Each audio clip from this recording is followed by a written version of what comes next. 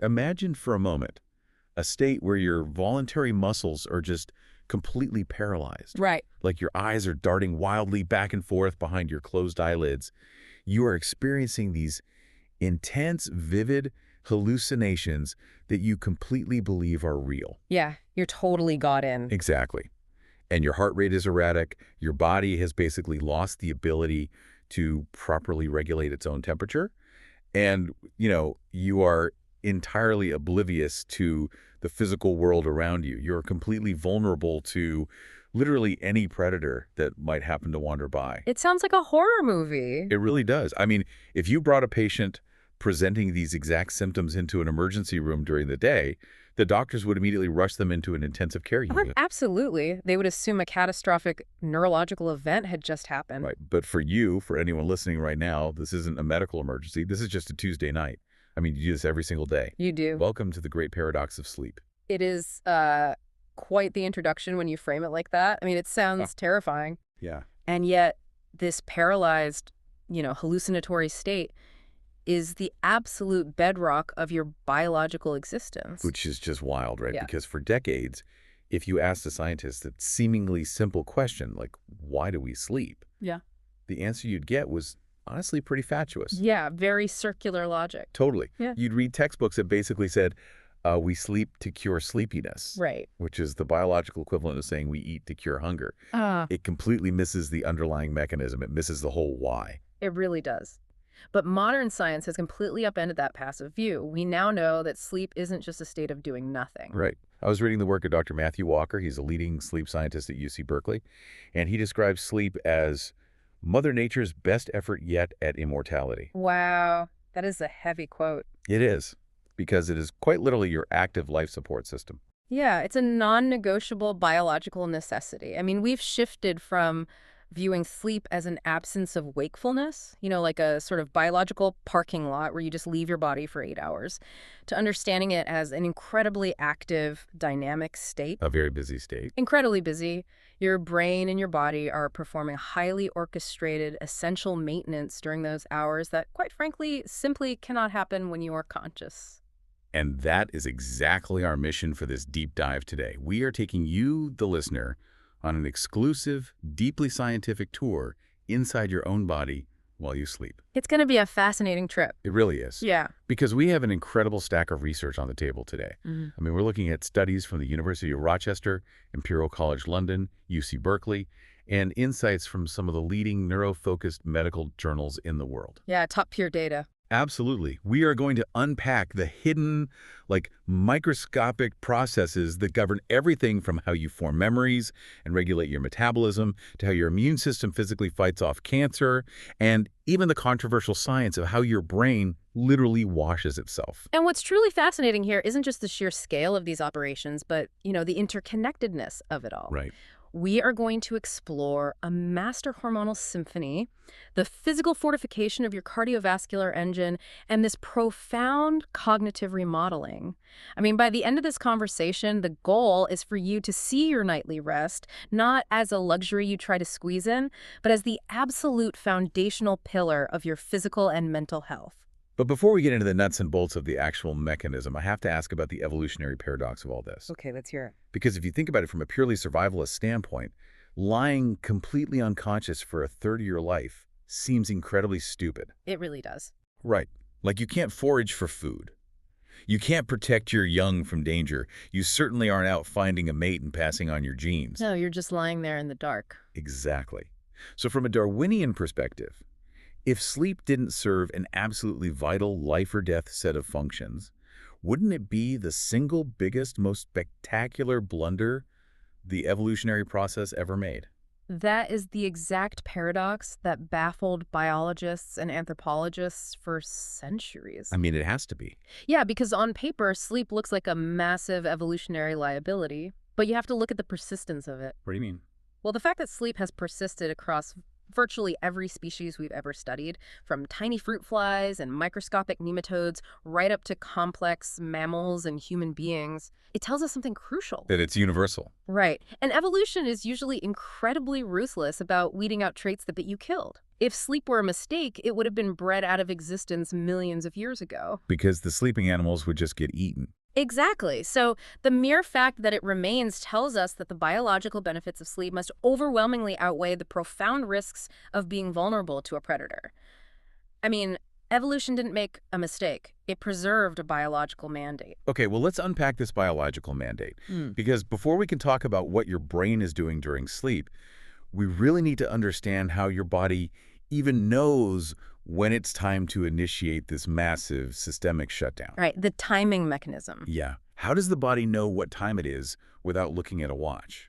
So to understand that, you have to look at what scientists call process C, which stands for the circadian rhythm. Okay. You actually have two main processes that regulate your sleep.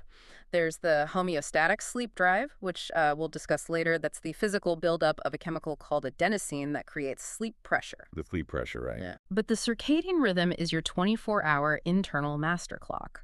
And the pacemaker for this clock isn't in your heart like you might think.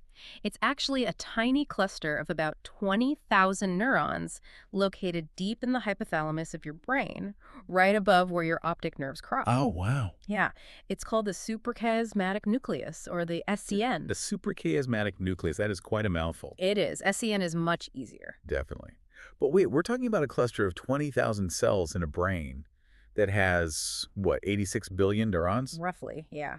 How does this microscopic little cluster actually run the entire biological show? It basically acts like the conductor of a biological symphony. Okay. Every cell in your body actually has its own tiny clock, but without a conductor, they would all eventually just fall out of sync. Chaos. Total metabolic chaos. So the SCN sends out a daily timing signal to keep everything aligned, but the SCN itself needs to be set. It takes its cues from the outside environment. How does it do that? We call these environmental cues Zeitgebers, which is a German term that beautifully translates to time givers.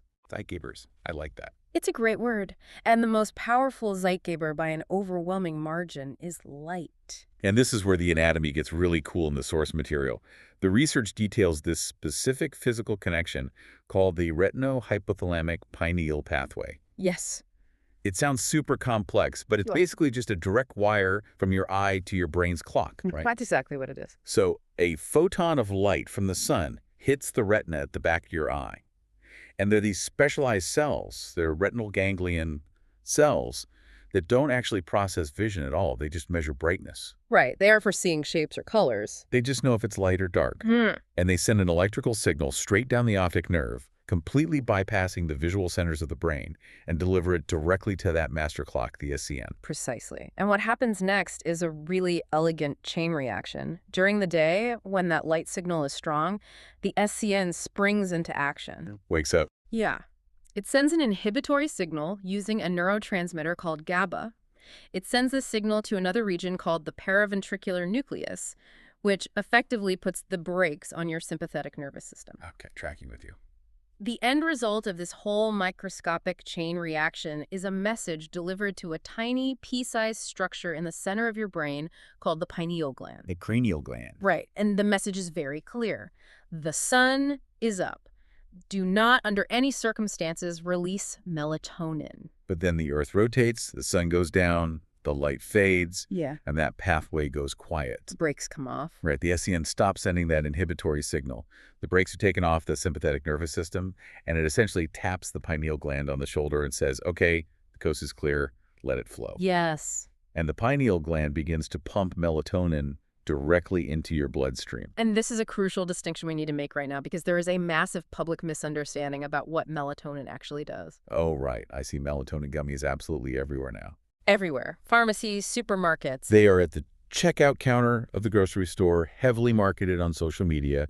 People pop them like they're biological sleeping pills, thinking it's the chemical that literally forces you into unconsciousness. Yeah, they treat it like a sedative. But the science says something entirely different. Melatonin is not a sleep inducer per se, is it? Exactly. It does not possess any strong sleep-inducing properties. Melatonin is simply the chemical messenger of darkness. A messenger. Just the messenger. Its sole job is to broadcast a hormonal message throughout the brain and the body that says, hey, everyone, it is now nighttime, the sun has set, please begin the wind-down sequence. Okay. It is the starting pistol for the race of sleep. It is not the race itself. So if I could use an analogy, it's like the person at a theater who dims the house lights before the play starts. Love that. Like, dimming the lights doesn't actually make the actors perform the play. It just sets the stage and signals to the audience that the show is about to begin. That's a phenomenal analogy. Melatonin dims the house lights. And if we connect this to the bigger evolutionary picture, you really have to remember where we came from. Right. Human beings evolved near the equator in Africa. For hundreds of thousands of years, our biology was perfectly hardwired for roughly 12 hours of intense sunlight and 12 hours of near total darkness. Because there were no artificial lights. None. Up until the Industrial Revolution and the invention of the incandescent light bulb, human activity was entirely dictated by the rising and setting of the sun. Our biological orchestra was perfectly in tune with the solar system. Which brings up one of my absolute favorite experiments from the source material. It's the famous bunker study from the mid-20th century. Oh, that's a classic. It's so cool. Scientists wanted to know what would happen to that internal clock if you entirely removed the sun. So they recruited volunteers and sealed them deep underground in a bunker for months. Just total isolation from the outside world. Exactly. There was no sunlight, no clocks on the wall, no temperature fluctuations, no radios, absolutely no way to know what time it was on the surface. Right. Now, if our sleep was entirely dependent on seeing the sun, you'd expect their sleep patterns to just descend into a random, erratic chaos, right? Like sleeping 2 hours here, 10 hours there. That was the hypothesis some people held back then. But what happened was astonishing. They monitored their body temperature, their wakefulness, their eating habits, and they found that the human body didn't descend to chaos at all. The subjects still maintained a highly predictable, repeating sleep-wake rhythm. Even without the sun. Even in total darkness. They would sleep for a block of time, wake up, be active for a block of time, and go back to sleep. The internal clock just kept ticking all by itself. Which conclusively proved that this rhythm is endogenous. Like it's built into our actual hardware. Yes, exactly. It doesn't need the sun to exist. It just uses the sun to stay perfectly synced to a 24-hour day. Right. Without the sun, the bunker subjects' internal clocks drifted a tiny bit. They actually operated in a cycle slightly longer than 24 hours, but the rhythm itself was rock solid. So the SCN is just doing its thing regardless. It proved the existence of the SCN before we even fully understood its cellular mechanics. But, here is the real tragedy of modern life. What's that? We don't live in a bunker. But we also don't live in the ancestral savanna anymore. We live in an environment where we are constantly bathing our retinas in artificial, high-intensity blue light well past sundown. Right. We stare at televisions, laptops, and smartphones until the very minute we close our eyes in bed. And because of that retina hypothalamic pathway we talked about, that blue light hits the back of your eye, travels down the optic nerve, and hits the SCN. Yep. And your master clock, which evolved over millions of years to rely on light, basically thinks, oh, the sun is still up. It's midday. Exactly. So it slams the brakes back on the pineal gland and stops the melatonin release. Precisely. You're forcing the biological orchestra to play entirely out of tune. The conductor is confused. You are creating a state of profound circadian disruption. Wow. And this dissonance, it doesn't just make you feel a little groggy, as we'll explore later. It leads to severe metabolic and cognitive dissonance. Which brings me back to my pushback on those melatonin gummies.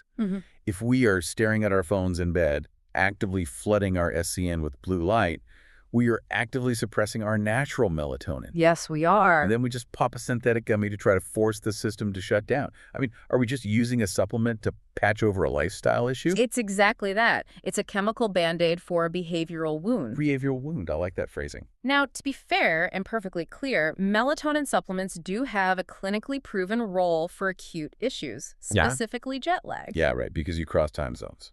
Exactly. When you fly across multiple time zones, your SCN is completely desynchronized from the new local time. Taking melatonin at the new local bedtime can help drag your master clock into alignment a few days faster. It nudges the clock. Right. But using them chronically every single night to combat poor light hygiene from looking at screens is highly problematic. You are trying to medically override a deeply ingrained biological pathway instead of just honoring it. It's like turning up the car radio to ignore the sound of your engine knocking. That is a brilliant way to put it. The SCN craves regularity and natural light cues, not a massive spike of synthetic hormone while your retina is still actively registering daylight. That makes total sense. Yeah. We have to work with the hardware, not against it. Exactly. But let's move forward in the process. Let's say someone is listening to this, they take it to heart, they dim the lights, they put the phone away in another room. Good for them. The SCN gets the message, the natural melatonin crescendo happens, the house lights dim, and we finally drift off into unconsciousness. The show begins. Right. What happens next? Because sleep isn't just a flat line, is it? It's not like powering down a laptop where everything just stops and goes quiet. Not at all. And that is one of the most pervasive myths we really need to shatter today.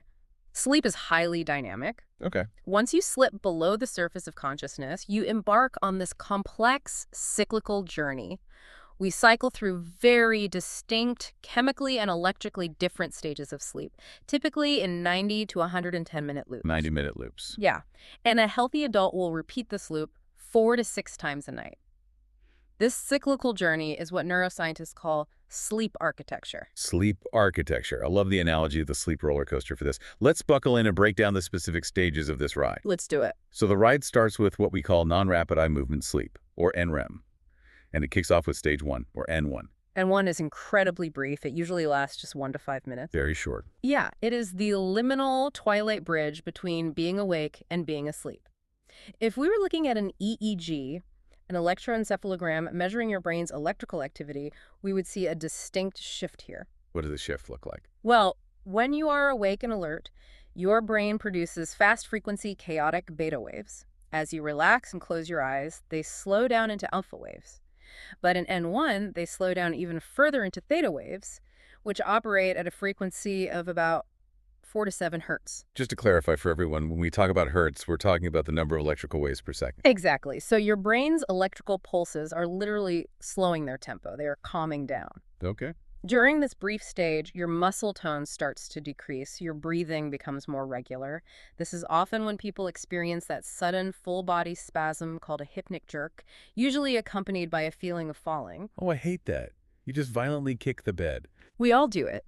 But it is still very light sleep. I mean, if I were to softly call your name and wake you up during N1, you would almost certainly deny that you were asleep at all. You'd say, I wasn't sleeping, I was just resting my eyes. We've all been there, swearing we were awake while someone literally watched us snoring on the couch. Exactly. But we don't stay in N1 long. The roller coaster dips down into stage 2, or N2. And looking at the data, this is the absolute workhorse of the night. It really is. You spend almost half your total sleep time, about 45 to 55% in this N2 stage. That's a huge chunk. It is. Your body temperature drops further, Yeah. your heart rate slows. But the brain activity here is what's fascinating.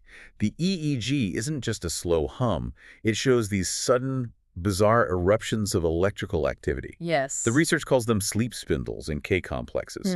What exactly are those? These are incredible mechanisms. A sleep spindle is a sudden, rapid burst of brainwave activity, usually firing at around 12 to 14 hertz that lasts for just a second or two. They are generated in a structure called the thalamus. Yeah. Think of the thalamus as the sensory gateway of the brain. The gateway. Yeah. When you are awake, all the sensory information from your eyes, ears, and skin goes through the thalamus before reaching your cortex. It's the filter. During sleep, the thalamus closes that gate. It shuts the door. Right. Sleep spindles are essentially the brain's internal noise-canceling headphones. Wait, really? They actually block out sound? They block the perception of sound. Oh, wow. Researchers have actually found that individuals who naturally generate more sleep spindles per night are much more resilient to being woken up by external noises, like a siren passing by outside or a partner snoring next to them. So their brain is actively fighting to keep them asleep. Exactly. They actively suppress sensory processing so you can stay asleep. But, as we'll discover in a moment, they also play a massive role in cementing new memories. Okay, what about K-complexes? K-complexes are similar. They're these massive single electrical spikes that seem to act as an all-clear signal. They tell the cortex, hey, that noise you just heard was nothing. Stay asleep. Everything is safe. So N2 is basically running security, protecting the sleep state. Yes, very much so. But then the roller coaster plunges off the deep end. We hit the very bottom. Stage 3, N3, which is commonly known as slow wave sleep or deep sleep. The deep trench. Right. This is the heavy physical restoration phase. And the EEG changes dramatically here again. We go from those quick little spindles in N2 to these huge rolling massive electrical swells called delta waves. Delta waves are just magnificent to look at on a readout. How slow are they? They are extremely slow. They're firing at less than 4 hertz, sometimes even 1 hertz, literally one giant wave per second. That's incredible. But they are incredibly synchronous. Hundreds of thousands of neurons are firing in perfect unison, then going totally silent, then firing together again. Like a stadium doing the wave. Yes. Perfect analogy. It is the deepest state of unconsciousness a human being enters naturally. It is incredibly difficult to wake someone out of N3 sleep. You practically have to shake them. And if you do wake them, If you do manage to wake them, they will suffer from sleep inertia. They will be groggy, confused, and profoundly disoriented for several minutes. and what's happening to the physical body down in this deep delta wave trench? Your autonomic nervous system shifts completely into parasympathetic dominance. That's the rest and digest mode. The opposite of fight or flight. Exactly. Your blood pressure drops significantly. Your heart rate hits its absolute lowest resting point of the entire 24-hour cycle. Wow. Your breathing is slow and incredibly rhythmic. Your muscles are completely relaxed. The stage dominates the first half of your night, and it is the absolute crucible of physical healing. Okay, so we plunge down into this deep restorative N3 trench. But then the roller coaster does something totally unexpected. It goes back up. Right. Instead of just staying down there and doing 8 hours of solid physical repair, the ride climbs back up. We transition out of N3, we briefly hit N2 again, and then suddenly we pop into a completely alien state. We enter REM sleep. Rapid eye movement. And REM is wildly different from everything we've just discussed. How so? Well, the NREM stages are characterized by a quiet, synchronous brain inside a movable body. REM sleep is the exact opposite. Okay. If you looked at an EEG during REM, the massive, slow delta waves are completely gone. The brain activity shoots back up into high-frequency, desynchronized, chaotic electrical firing. So the brain wakes up. Yes. To an untrained observer looking only at the brainwaves, it looks almost identical to a fully awake, highly alert brain. Your brain is basically awake, but your body is doing the exact opposite, because this is the stage where you have your most vivid narrative hallucinatory dreams, right? Yes. And to protect you from yourself, your body executes a flawless chemical paralysis. Exactly. It's an incredibly elegant safety mechanism. If you are dreaming about fighting off an attacker or, running a marathon, and your muscles were active, you would literally thrash around, fall out of bed, and severely injure yourself. Right. So as you enter REM sleep, the brainstem sends a powerful inhibitory signal right down your spinal cord. It completely blocks the motor neurons. It just cuts the cord temporarily. Essentially, yes. Your voluntary muscles lose all tone. It is a state called atonia. Right. You are effectively locked in a paralyzed shell while your brain fires like a Roman candle. But not everything is paralyzed, right? Because the name is rapid eye movement. Your eyes are darting around beneath your eyelids, and the vitals go a bit crazy. Correct. The muscles that control your eyes and thankfully your diaphragm so you can actually breathe are spared from the paralysis. That's a relief. Very important. But unlike the slow, steady rhythm of deep NREM sleep, during REM, your autonomic nervous system goes completely haywire. Haywire. Your heart rate becomes highly irregular, it speeds up and slows down, your breathing becomes shallow and erratic. Bizarrely, you even lose the ability to tightly thermoregulate. Wait, you stop controlling your body temperature. Yes, you stop shivering if it's cold or sweating if it's hot.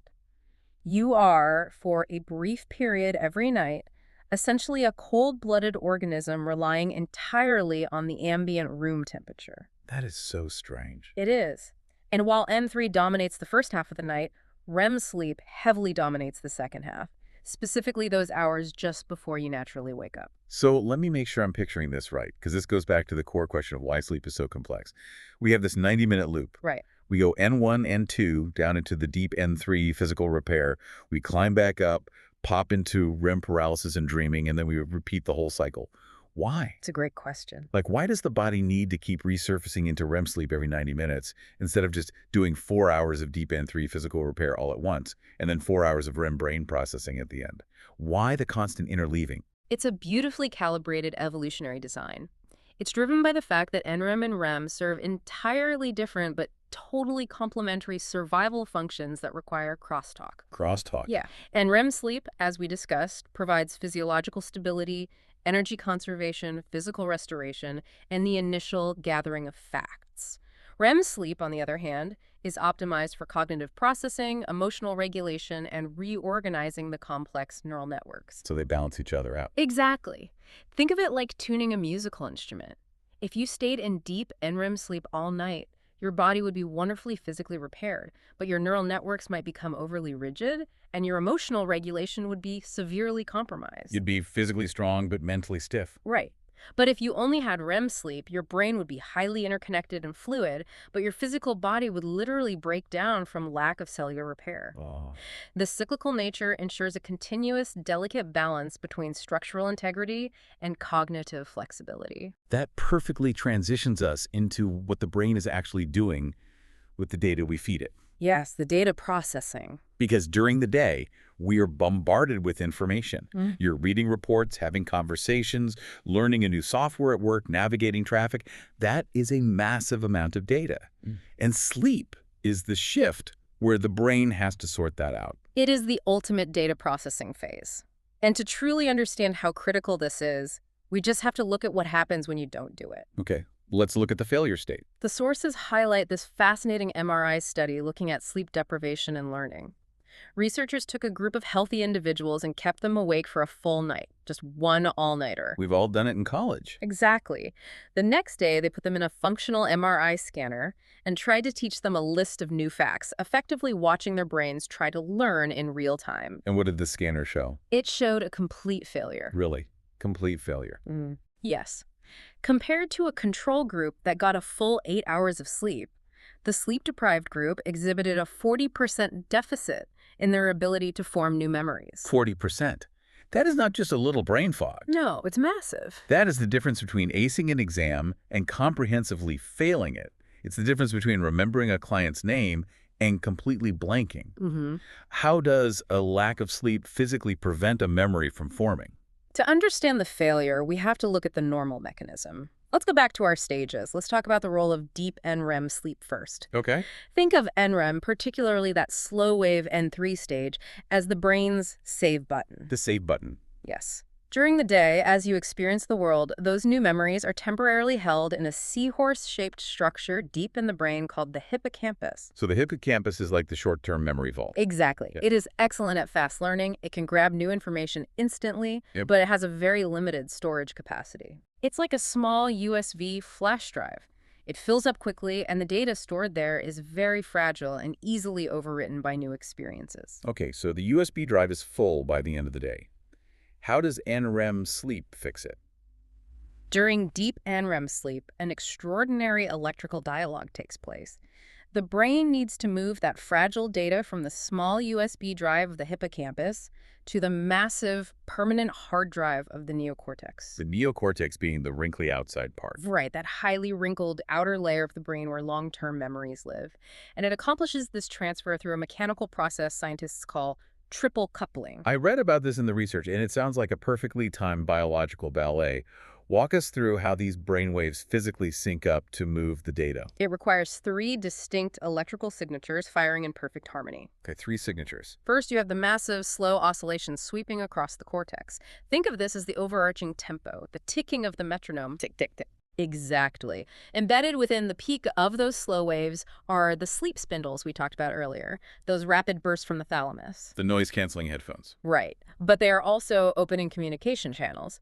And synchronized exactly with the spindles are incredibly fast electrical bursts firing from the hippocampus called sharp wave ripples. So the slow wave sets the tempo, the spindle opens the channel, and the sharp wave ripple fires the data packet. That is a phenomenal way to visualize it. When all 3 align perfectly, the slow wave, the spindle, and the ripple, a memory file is physically transferred out of the hippocampus and inscribed into the distributed networks of the neocortex. Wow. And this accomplishes 2 vital things. First, it future-proofs the memory, securing it in a permanent vault. Second, and just as importantly, it completely clears out the hippocampus. It wipes the drive. Yes. Yeah. It wipes the USB drive clean, restoring your capacity to learn new things the very next day. That explains the 40% deficit. If you pull an all-nighter, you never get the slow waves to run the triple coupling. Easy. Your hippocampus just stays full. So the next day when you try to learn a new fact, the USB drive rejects it. It literally bounces off because there's no space. The inbox is full, and new information is simply discarded. It never sticks. Okay, so NREM is the save button for factual data. But what is REM doing for memory? Because we know REM dominates the second half of the night. REM is the integrator. While NREM is fantastic for declarative memories, facts, figures, vocabulary words, dates, REM sleep focuses on procedural memories. Like riding a bike. Exactly, like how to play a piano scale or ride a bike. It also processes emotional memories. But beyond just saving facts, REM sleep is where the magic of comprehension happens. Comprehension. The research used a jigsaw puzzle analogy for this, which really clicked for me. It's a great analogy. It's like during the day, we gather all these scattered jigsaw pieces. You read an article, you have a conversation, you notice something on your commute. They're all separate facts. NREM sleep takes those pieces and stores them safely in the box. But during REM sleep, the brain actually opens the box and starts actively trying to snap the pieces together. Yes. In REM sleep, the brain's associative networks go into total overdrive. It begins rapidly testing connections between the new information you just learned and the vast back catalog of everything you've ever experienced in your entire life. It's cross-referencing everything. And it tries out bizarre, non-logical connections that your waking brain would absolutely reject as absurd. And this is why our dreams are so weird. We are literally experiencing the brain throwing spaghetti at the wall to see what patterns stick. Precisely. And this is the biological foundation of human creativity. REM sleep doesn't just save facts, it extracts the overarching gist and the implicit rules of your experiences. It connects the dots. Which is why we say, let me sleep on it. Exactly. Across almost every culture and language on Earth, there is a phrase equivalent to, let me sleep on a problem. We never say, let me stay awake on a problem. Because you literally wake up the next morning with the puzzle completed. The pieces have snapped together. Yes. But there's another concept here regarding the physical wiring of the brain that completely blew my mind. It's called synaptic scaling, or synaptic homeostasis. Ah, yes. Crucial concept. Because if I'm understanding this correctly, every time we learn something, the physical connection between two neurons, the synapse gets stronger, right? That's the foundational principle of neuroplasticity. Neurons that fire together wire together. During waking hours, as you learn and interact with your environment, millions of synapses are being strengthened. But the brain sits inside a rigid skull. Brain space and metabolic energy are finite. Very finite. If every synapse only ever got stronger, wouldn't the brain eventually just max out? Wouldn't it short circuit from having too many strong connections? That is the exact problem synaptic homeostasis solves. If synapses only strengthen, the brain would quickly saturate. It would consume way too much energy, and there would be no contrast. What do you mean by contrast? Well, if everything is loud, nothing is a clear signal. So sleep acts as the great balancer. How does it do that? Does it just shrink everything equally? Not equally, no. It scales selectively. During NREM sleep, there is a process of global downscaling. The brain reviews the day's neural activity. Okay. It selectively weakens or prunes away the synapses that represent trivial background noise. You know, the color of the car you parked next to, what you had for lunch, while preserving the specific, highly active synapses associated with important new memories. So it turns down the background static so the important radio station comes in clearer. Exactly. It increases the signal-to-noise ratio. REM sleep then follows up by inducing broader network pruning. This dual process ensures your brain doesn't physically saturate. It clears the board. It literally clears the physical and energetic space required for new learning to occur the following day. Okay, so the brain is doing all this incredible digital filing. It's rearranging data, saving files, printing the network.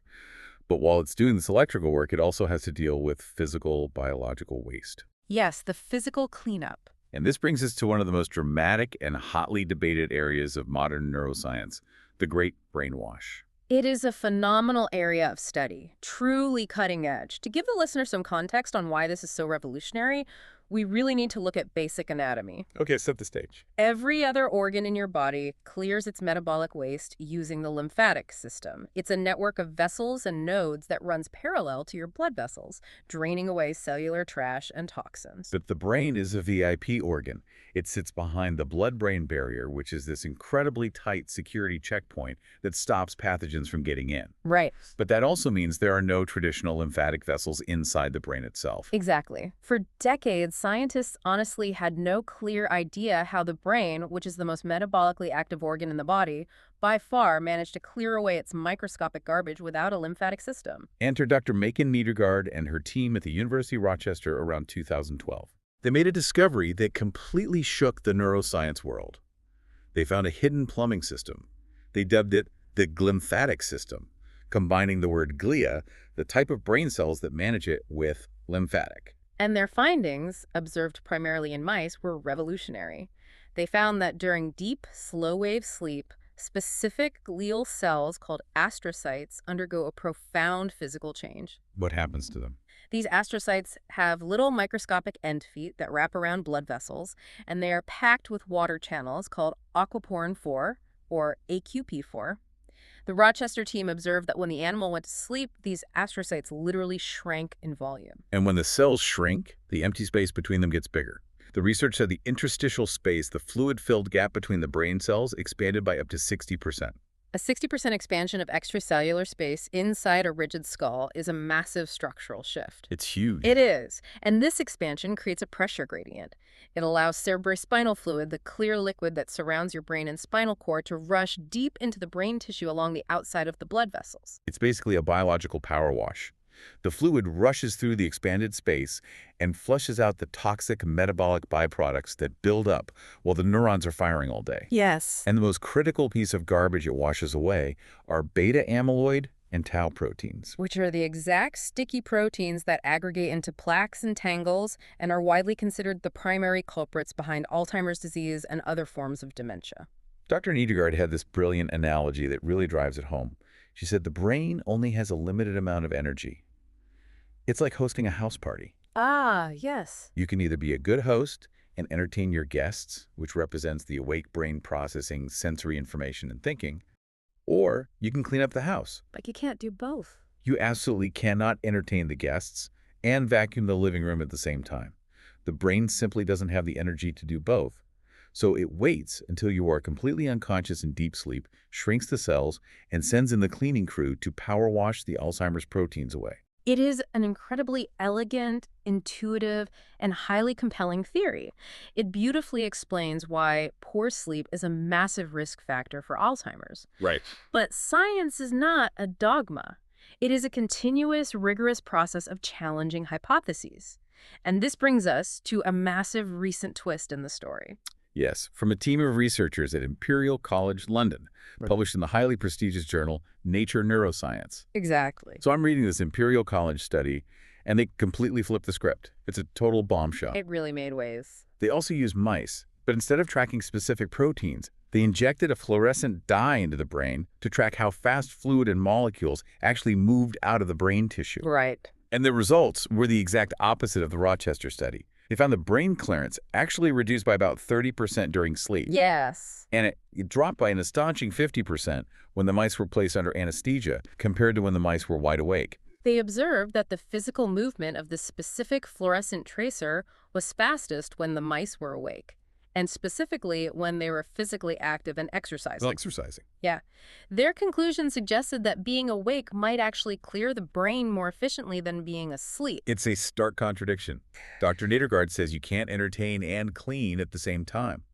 The Imperial study basically says, actually, the cleaning crew works 30% faster while the party is raging and everyone is dancing. It seems completely at odds. How should a listener make sense of this? We have two world-renowned institutions publishing in top-tier journals with completely opposite findings. Does this mean we don't know anything? Not at all. This is exactly what healthy, robust science looks like in a cutting-edge field.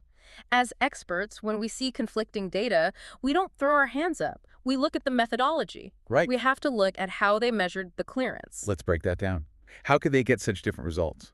Well, the Rochester studies heavily focus on the expansion of the space and the clearance of specific large molecules, particularly naturally occurring beta amyloid proteins, using radio-labeled tracers. Okay, tracking amyloid. The Imperial study, conversely, tracked the movement of an inert fluorescent dye.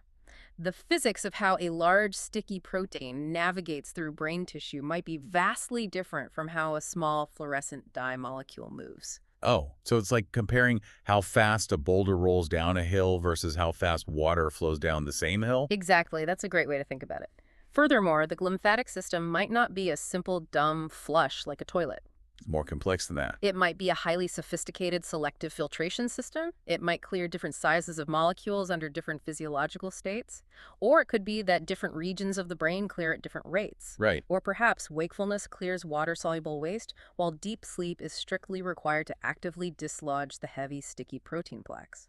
The full picture is likely a complex synthesis of both mechanisms. That makes total sense. We are still mapping the plumbing. Yeah. But here's the most important question for the person listening to this right now. Okay. If the scientists are debating the specific fluid dynamics of how the brain washes itself, does that change the bottom line of why we need to sleep to protect our brains? Absolutely not. And this is the crucial unifying takeaway. What is it?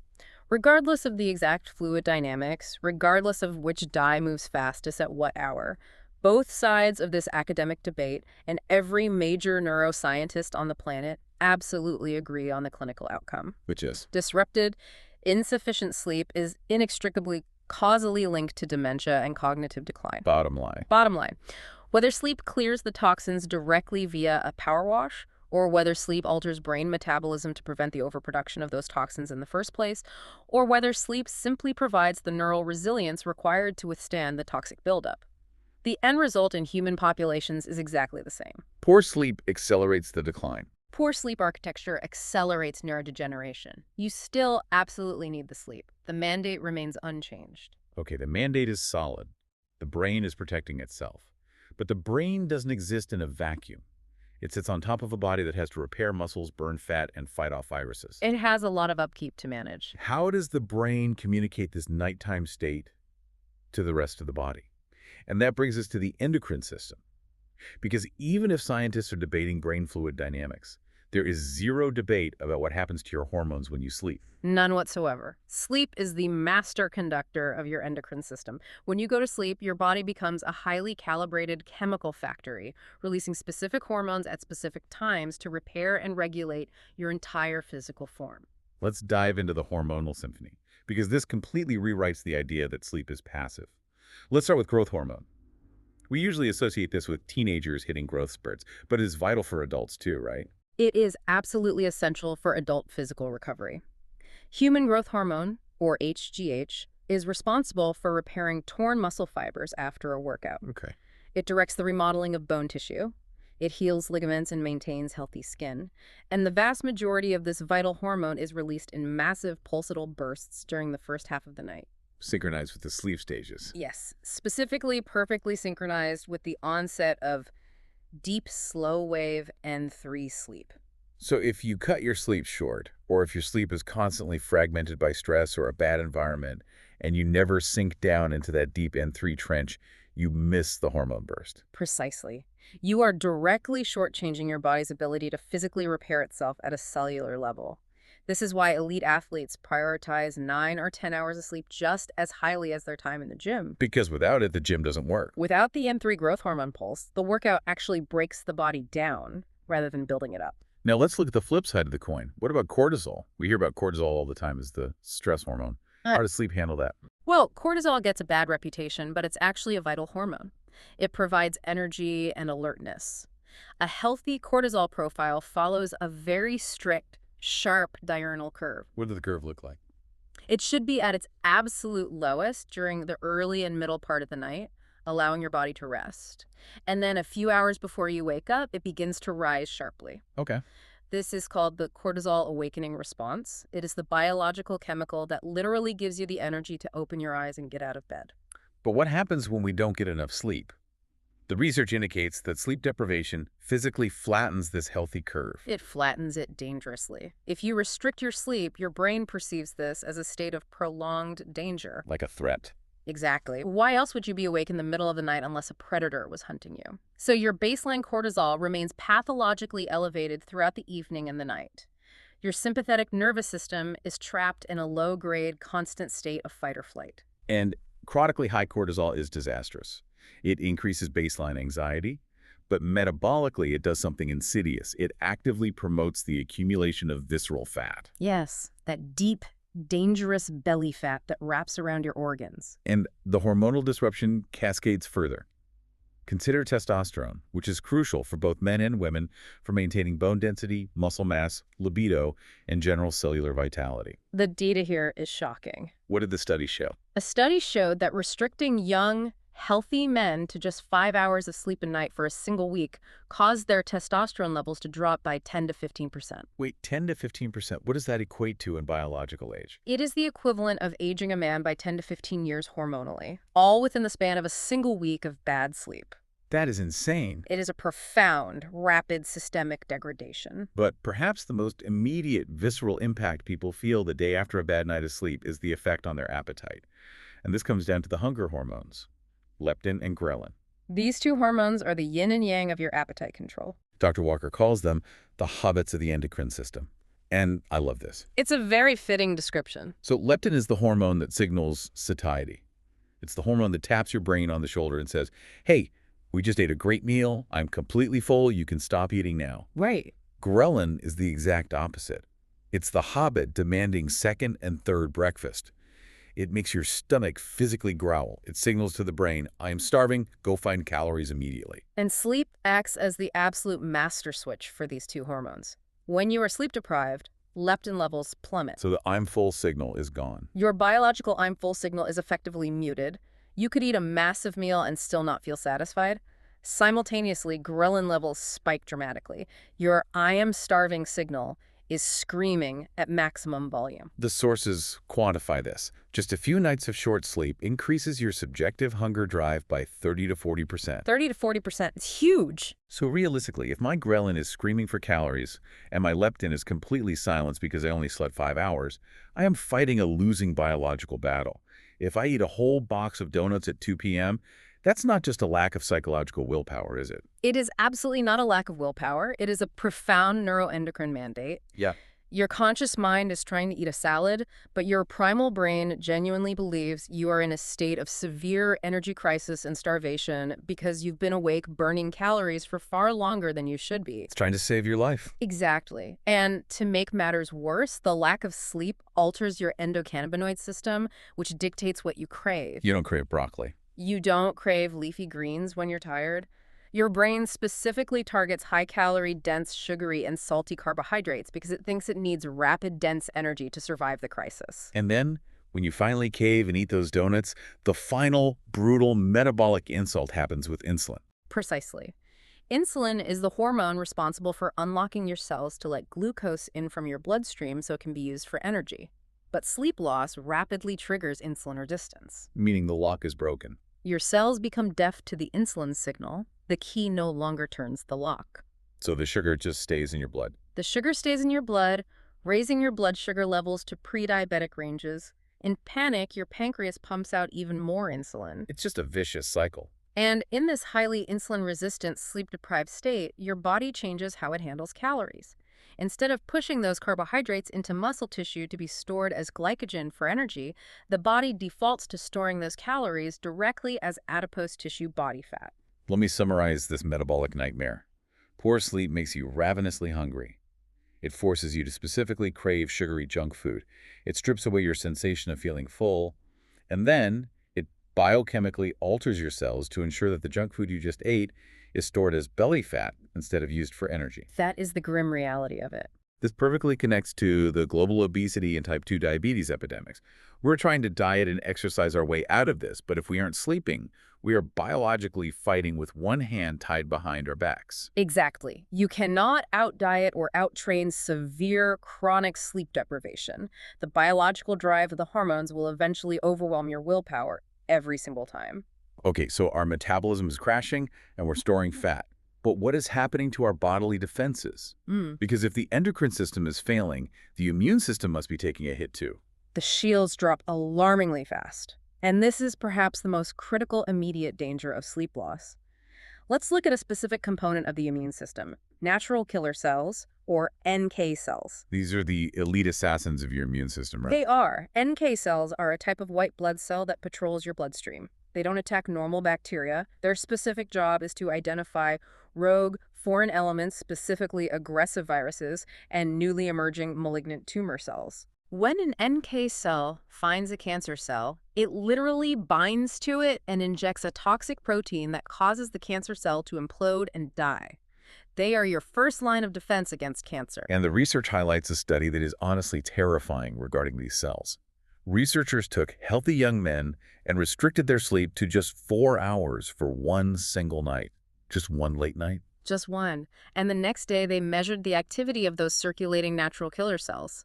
The activity didn't just drop a little bit, it plummeted by a staggering 70%. 70% Yeah. from a single night of bad sleep. Yes. You are effectively wiping out the vast majority of your elite anti-cancer defense force just by staying up to binge watch a television show. You are completely disarming the biological military. Now, if you sleep normally the next night, the NK cells rebound. But think about the millions of people who chronically sleep 5 or 6 hours a night for years. They never rebound. They are living their entire lives in a state of severe immune deficiency. The long-term epidemiological consequences of this are so clear and severe that the World Health Organization has officially classified nighttime shift work, which inherently disrupts circadian rhythms and truncates sleep, as a probable human carcinogen. A carcinogen. They put working the night shift in the same hazard category as exposure to asbestos, radiation, or tobacco smoke. Exactly. Because the profound chronic disruption of the sleep-wake rhythm and the resulting chronic suppression of NK cell activity allows cancer cells that would normally be immediately destroyed to take hold and proliferate. Wow. The epidemiological link between chronic short sleep and a significantly increased risk of bowel, prostate, and breast cancer is incredibly robust. We hear constantly in the media that we need to build up our immune system. People spend billions on vitamin C packets, ginger shots, and exotic supplements. But based on this, isn't getting a full 8 hours of sleep actually the most powerful, biologically active, and completely free immune booster we possess? Without question, no supplement on Earth can replace the immunological reset that occurs during an 8-hour sleep cycle. And while the immune shield is dropping, the body's primary engine, the cardiovascular system, is also wearing out. We talked earlier about deep NREM sleep being characterized by a massive drop in heart rate and blood pressure. Deep NREM sleep is essentially biological blood pressure medication. Right. For a few hours every night, your sympathetic nervous system, your fight-or-flight drive, completely stands down. The blood vessels relax and dilate. This nocturnal dip is a crucial period of profound rest for your vasculature. It takes the pressure off the pipes. Exactly. It allows the endothelial lining, the delicate inner wall of your blood vessels, to repair microscopic tears caused by the high pressure of waking life. But if you cut your sleep short, you amputate that period of cardiovascular rest. Exactly. If you only sleep 5 hours, your heart is forced to pump harder and your blood pressure remains higher for 19 hours a day instead of 16. Over years, this lack of a nocturnal cardiovascular dip leads to accelerated cardiovascular aging. The pipes get damaged. The continuous high pressure damages the lining of the blood vessels, leading to systemic inflammation and atherosclerosis, the buildup of plaque. This leads directly to hypertension and results in an exponentially higher risk of catastrophic events like heart attacks and strokes. So we've looked at the acute, immediate effects of a bad night's sleep. And we've touched on some of the long-term risks, but we need to address the cultural mindset around this. There are so many toxic myths that prevent people from taking sleep seriously. Let's tackle the biggest one. The myth of the sleep bank. Ah, yes. I'll just catch up on my sleep on the weekends. We all say it. It is an incredibly pervasive myth in modern corporate culture, and it is biologically entirely false. Sleep is not a bank. It is not an accounting system where you can accumulate a debt of 10 hours Monday through Friday, and then just sleep an extra 5 hours on Saturday and Sunday and expect the physiological books to balance. But why not? If I sleep 12 hours on a Saturday, I feel better. Doesn't my brain recover the lost time? You might feel subjectively a bit more alert, but the brain simply does not have the biological capacity to claw back all the lost hours of specific sleep architecture. You can't squeeze 15 hours of deep N3 and REM sleep into a single Saturday night. But more importantly, the damage inflicted by the deprivation happens in real time. Meaning the damage is already done. Yes, you cannot retroactively undo the insulin resistance that caused you to store visceral fat on Wednesday by sleeping in on Sunday. That makes painful sense. You cannot retroactively spawn the natural killer cells that failed to destroy a mutated cell on Thursday. The biochemical insult has already occurred. The lack of brain detoxification in the glymphatic system left amyloid plaques sitting there all week. You cannot binge clean your brain on the weekend. And yet we have this pervasive, almost macho culture around sleep deprivation. I'll sleep when I'm dead. I run perfectly fine on 5 hours at a pot of coffee. It's a dangerous boast, and it is almost always biologically inaccurate. When you restrict sleep chronically, you get a massive buildup of adenosine. Let's explain adenosine. We touched on it briefly. What is it? Adenosine is the chemical byproduct of cellular energy consumption. Every minute you are awake, your cells are burning ATP for energy, and adenosine is left behind. Like ash from a fire. Good analogy. It slowly builds up in the brain over the course of the day, creating what we call sleep pressure. It binds to receptors and actively inhibits the neurons that keep you awake. The only natural way to clear adenosine is through sleep. But if you don't sleep enough, the adenosine doesn't clear. It carries over to the next day. Exactly. You start the day with a massive backlog of sleep pressure. And when adenosine reaches a critical threshold, it causes what neuroscientists call microsleeps. Microsleeps. These are involuntary, momentary lapses in concentration and cortical activity. They can last for just fractions of a second or up to 2 or 3 seconds. Your brain essentially forces itself offline, even if your eyes remain open. And if you are sitting at a desk, a microsleep means you have to reread a sentence. But if you are driving a 2-ton vehicle at 70 miles an hour on a highway, a 2-second microsleep means you travel 200 feet completely unconscious. It is lethal. The research points out that delayed reaction times from severe sleep deprivation are neurologically equivalent to being legally intoxicated. They are statistically indistinguishable in driving simulator tests. A severely sleep-deprived driver is just as dangerous as a drunk driver. But the insidious part of chronic sleep deprivation is that people lose their objective baseline. What do you mean? When you are chronically sleep-deprived, you forget what it actually feels like to be fully awake and optimized. You get used to feeling fatigued, irritable, and slow. It becomes the new normal. So when researchers ask chronically sleep-deprived people how they feel, they subjectively report, "I feel fine, I've adapted." But when researchers put them through objective computer-based tests of reaction time, memory recall, and focus, their performance shows they are profoundly clinically impaired. They are objectively failing, but subjectively blind to their own failure. So when someone brags about surviving on 5 hours of sleep and 3 energy drinks, they aren't actually adapted. They're just using caffeine to mask the breakdown of their engine. How does caffeine actually work in this scenario? Does it give you energy? Caffeine provides absolutely no cellular energy. It works via receptor blockade. Receptor blockade. Yes. The caffeine molecule is structurally very similar to adenosine. It rushes into the brain and docks into the adenosine receptors, but it doesn't activate them, it just blocks the receptor. So the brain is flooded with adenosine sleep pressure, but it can't feel the pressure because the receptors are blocked by caffeine. You are just muting the fire alarm while the house continues to burn down? Exactly. And what happens when the caffeine wears off? The caffeine unbinds from the receptors, and all that adenosine that has been building up in the background floods the receptors all at once. You experience a massive, sudden caffeine crash. You are accumulating profound neurological fatigue without even realizing it. And the long-term cascade of this chronic state is devastating. We've talked about the metabolic syndrome and the cardiovascular risks, but it also drastically impacts psychiatric health. Severely. The data links chronic sleep loss to heavily increased risks of severe depression, bipolar disorder, anxiety, and an inability to emotionally regulate. And this leads to another toxic coping mechanism: sedatives. People are so stressed and wired that they can't sleep, so they use sleeping pills or a few glasses of wine to knock themselves out, thinking they're forcing the system to recover. This is a critical distinction we must make. Sedation is not sleep. It's not. No. Alcohol and many traditional sleeping pills act as powerful sedatives. They target the GABA receptors in the brain to knock out the higher-order cortex. They produce a state of unconsciousness, but it is a pseudo-sleep. A pseudo-sleep, meaning the brain isn't doing the work we talked about. Exactly. When you look at the EEG of someone sedated by alcohol or heavily medicated by traditional hypnotics, you do not see the beautiful, highly choreographed sleep architecture. The roller coaster is gone. You don't see the complex triple coupling of spindles and ripples. You don't see the massive, sweeping, slow delta waves of deep restoration. You just see a flat, unnatural, chemically suppressed baseline of brain activity. So you are unconscious, but you aren't repairing. You are anesthetized, not resting. You are not engaging in the complex memory consolidation, the hormonal resetting, or the glymphatic detoxification of natural sleep.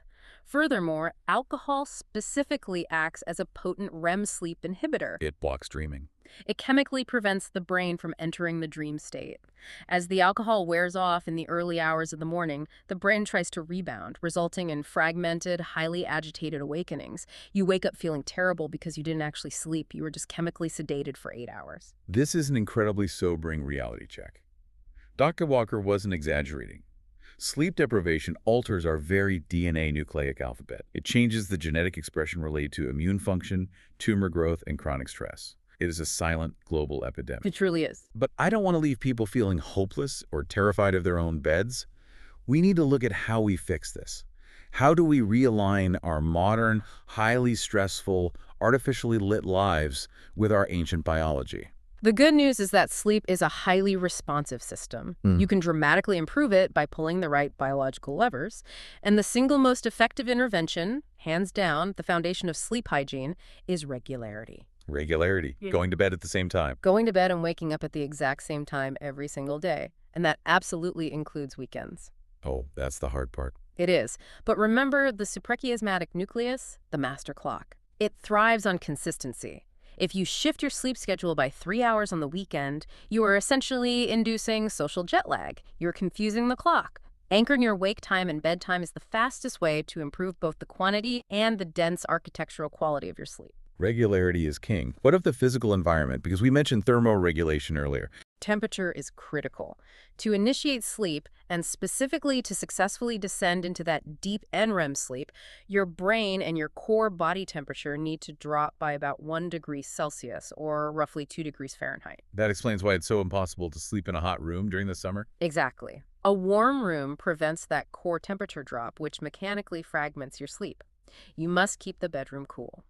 For most people, the optimal temperature is surprisingly low, around 18 degrees Celsius or 65 degrees Fahrenheit. That is pretty chilly. It signals to the body that the sun has set and it's time to hibernate, so to speak. You can wear socks or use heavy blankets if you feel cold, but the ambient air you are breathing must be cool to facilitate the core drop. And we absolutely must reiterate light hygiene. Yes, light hygiene is paramount. Darkness triggers the melatonin crescendo. You cannot expect your brain to transition smoothly into sleep if you shine a high-intensity LED light inches from your face until midnight. So no doom scrolling in bed. You need to establish a technological sundown. Avoid screens, phones, tablets, laptops at least an hour before bed. Dim the overhead lights in your house. Use warm, low-level lamps. You have to allow the biological signal of night to actually reach your SCN. Now, I want to address something important. What if someone is doing all of this? They have a regular schedule, their room is 65 degrees, it's pitch black, they don't drink caffeine after noon, but they still wake up feeling absolutely exhausted. Then we must look past behavioral hygiene and look for medical conditions. The most prominent culprit is sleep apnea. Right. Sleep apnea is a condition where the airway mechanically collapses while you sleep. You physically stop breathing, oxygen levels in the blood plummet, the brain panics, senses it is suffocating, and violently jerks you out of deep sleep just enough to force a breath, often accompanied by a loud snort or gasp. But the person usually doesn't remember waking up, right? Usually not. But this micro-awakening completely shatters the sleep architecture. It prevents the brain from ever sustaining deep N3 or REM sleep. So no repair happens. The glymphatic system never gets to wash the brain. The triple coupling from memory never occurs. You can be in bed for 10 hours, but your brain is suffocating and waking up 30, 40, or 50 times an hour. Treating sleep apnea, often with a CPAP machine that uses air pressure to keep the airway open, is not just a lifestyle improvement, it is profoundly life-saving. It allows the uninterrupted cycles to finally occur, restoring cardiovascular health and cognitive function. These interventions, regularity, temperature, light, and treating apnea, they aren't just trendy biohacks or magazine tips.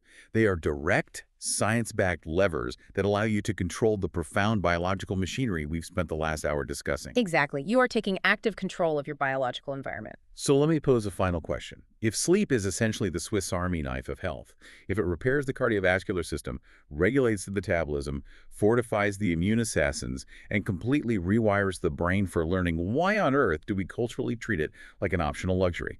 What is the one most important mindset shift someone listening to this right now needs to make tonight?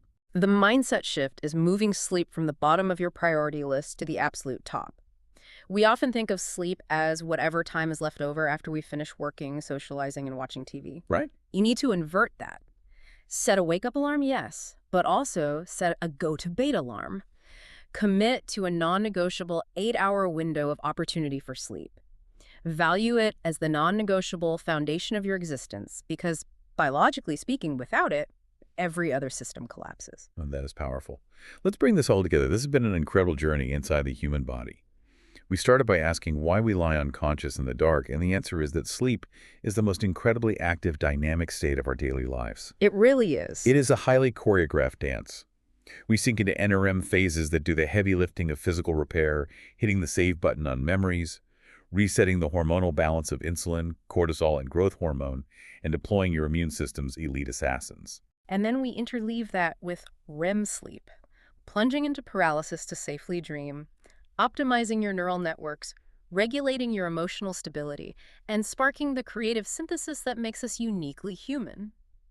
As the research concludes, there is simply no major physiological system in your body or operation of your mind that isn't wonderfully enhanced by sleep or demonstrably impaired when you don't get enough. So to you, the listener, tonight, when you dim the lights and close your eyes, remember the microscopic miracles that are about to occur. Your brain is about to begin an astonishing process of cleaning away toxins, storing your most precious memories, and healing your physical body at a cellular level. Sleep isn't an obstacle to a productive life. Sleep is the very engine that makes a productive life possible. It is your biological superpower. It's the ultimate preventative medicine. It enhances every aspect of your waking life, and it is entirely free. But I want to leave you with one final deep thought to mull over as we end this deep dive. We've spent an hour talking about the hard biology, how sleep changes our brains, our physical bodies, our metabolism, and even our DNA. But consider this. Sleep also changes our empathy. It changes our belief systems and how we interact with others. Yeah. We know from behavioral data that severe sleep deprivation makes us vastly more emotionally reactive, more aggressive, and significantly less capable of reading subtle social cues or demonstrating empathy. That's true. If we live in an entire society that is chronically sleep deprived, where millions of people are walking around with overactive amygdalas and suppressed prefrontal cortices, we aren't just facing a massive public health crisis of obesity, heart disease, and dementia. We are fundamentally altering the psychological fabric of human society. We are changing how we treat each other on a daily basis. It's a profound thought. Remember the opening. We said sleep was Mother Nature's best effort yet at immortality. When you consider how it regulates our emotional minds, maybe it's also her best effort at humanity. I couldn't agree more. So tonight, when you turn off the lights and put the phone away, ask yourself, what kind of world and what kind of people could we build tomorrow if we all just got enough sleep tonight?